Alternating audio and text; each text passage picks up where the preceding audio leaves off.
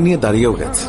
এই সময় মদিনার গলি থেকে কেউ একজন চিৎকার করে বলছিলেন, মদিনার মুসলমানরা, তোমরা কার জন্য জীবিত থাকবে? তোমাদের প্রিয় নবীকে কাফের মুশরিকরা শহীদ করে দিয়েছে। এই কথা যেই মাত্র হানজালার কানে পৌঁছালো, তখনই তিনি পানির বালতি ফেলে দিয়ে তার স্ত্রীর কাছে গেল এবং তার স্ত্রীকে বলল, হে আমার স্ত্রী, তাড়াতাড়ি আমার তলোয়ারটা দাও। যে কাপুরুষরা আমার নবীকে শহীদ করেছে, যে কাফেররা বিশ্বনবী হযরত মুহাম্মদ সাল্লাল্লাহু আলাইহি ওয়াসাল্লামকে হত্যা করেছে, আমি তাদেরকে ছাড়ব না। আজ হয় তারা মরবে, না হয় আমি মরব। যে দুনিয়ায় নবী নেই, সেই দুনিয়ায় আমি বাঁচতে চাই না। দাও, আমার তলোয়ারটা দাও। তখন হানজালার স্ত্রী বললেন, আপনি আমার নবীর হত্যাকারীকে হত্যা করতে যাচ্ছেন? যান, আমি বাধা দেব না, আমার বাধা দেওয়ার অধিকার নেই। তবে আপনি দয়া করে গোসল করে পবিত্র হয়ে যান, কেননা আপনার উপর গোসল ফরজ হয়ে গিয়েছে।